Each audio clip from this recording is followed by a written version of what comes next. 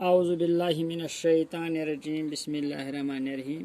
میں سید فیاض احمد آج 8ویں جماعت کی اردو کتاب کا سبق نمبر 8 جس کا نام ہے گیہوں کا دانہ، جو کہ پیج نمبر 44 یعنی 44 پر واقع ہے، پڑھانے جا رہا ہوں۔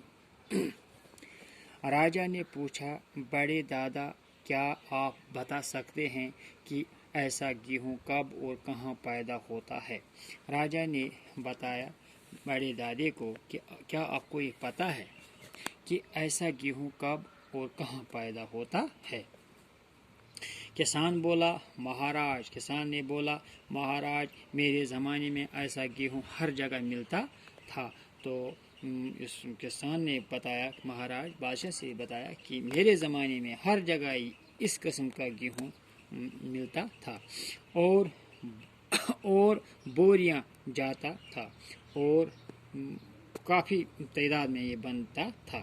میں نے اپنی جوانی میں ایسا گیہوں بویا بھی ہے اور کھایا بھی ہے۔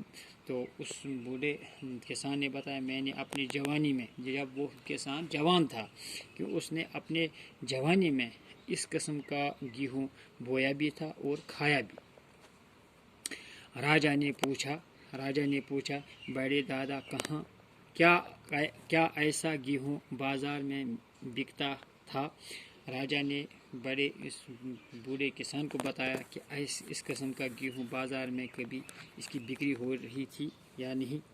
کسان نے جواب دیا سرکار، ہمارے زمانے میں کوئی بھی اناج بیچنے کا گناہ نہ کرتا تھا۔ تو اس بوڑھے کسان نے بتایا کہ ان کے زمانے میں، کسان کے زمانے میں اناج بیچنے کا گناہ کوئی نہیں کرتا تھا۔ ہم میں سے کوئی بھی پیسے کا نام نہ جانتا تھا۔ تو اس زمانے میں پیسے کا کوئی نام نہیں جانتا تھا۔